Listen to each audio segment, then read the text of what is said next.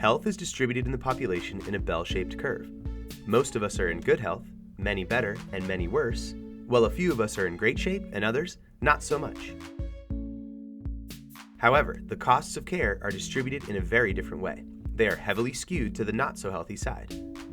This principle was defined by Vilfredo Pareto, and in healthcare, it's the idea that a small group of patients have a disproportionate impact on costs. So let's look at some real numbers. The most obvious observation is that healthy people don't cost much. In fact, 2/3 of the population, all told, costs less than 5% of the total. As expected, as health wanes, the costs go up. The next group we see on the graph is the rising risk population, which seems appropriate. They comprise about 25% of the whole population and account for about 35% of all healthcare expenditures. These are the patients with early manifestations of chronic conditions. They look okay on the outside, but they aren't doing so good on the inside. Let's take a moment to notice something else. We have accounted for about 90% of the population, but less than half of all the costs. Thank you, Dr. Pareto. At this point, it's worth looking at the 1%ers, the cohort we often call the catastrophic patient. In the most recent analysis, their aggregate costs were about 20% of the total. Compare that to the rising risk group, and you can appreciate how a small number of people can disproportionately affect the costs of healthcare in this country.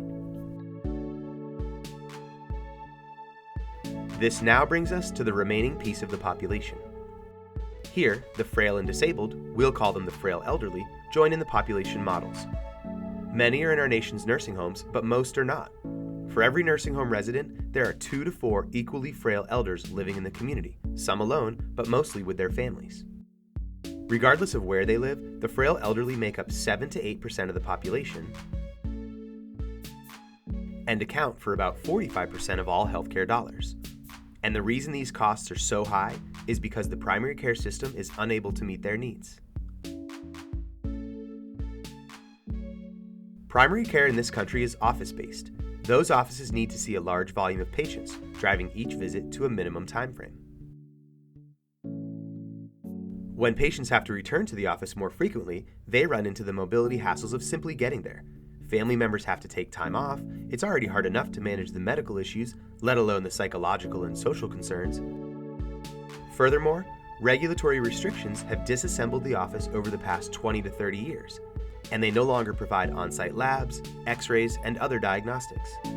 So, the office visit becomes just one stop along a gauntlet of subsequent trips. The bottom line is this: ambulatory care is not designed for non-ambulatory patients. Ironically, the patients who would benefit the most from a close continuity relationship with a healthcare provider, those who are too sick to come to the office, are the same patients who have the most hurdles to healthcare access. This brings us to the reason for home-based primary care and the direction of healthcare reform toward value-based services. House calls improve the patient experience by providing compassionate and skilled primary healthcare to elders in the comfort of their own homes. All of the services are brought to the patient rather than the patient to the services. But the Medical House Calls program does even more than that. First of all, better care for frail elders is provided by an interdisciplinary team of dedicated physicians, nurse practitioners, social workers, therapists, and office staff. They work together to best manage the patient's medical, social, and physical problems. The flexibility of the house call schedule allows the team to be where they are needed, when they are needed.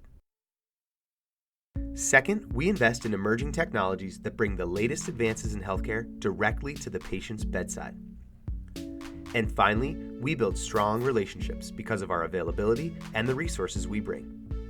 These relationships allow for conversations about end-of-life wishes and help us avoid the catastrophic ending that often befalls this patient population. In this model, the right provider is seeing the right patient at the right time, in the right place, with the right tools. So now, let's go back to our previous visual and talk about the impact of the House Calls program. In addition to improving the experience and the quality of care for our frail elders, we have shown about a 30% savings in caring for these patients. Home-based primary care creates savings that are the key to success of new payment systems.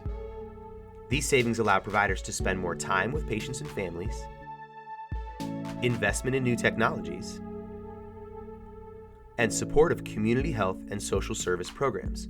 This is the leading edge of healthcare reform. In an integrated delivery system responsible for the outcomes and costs of a large population in the community, we have alignment. What's good for the patient is good for the family, good for the providers and the delivery system, good for the community, and ultimately, good for the country.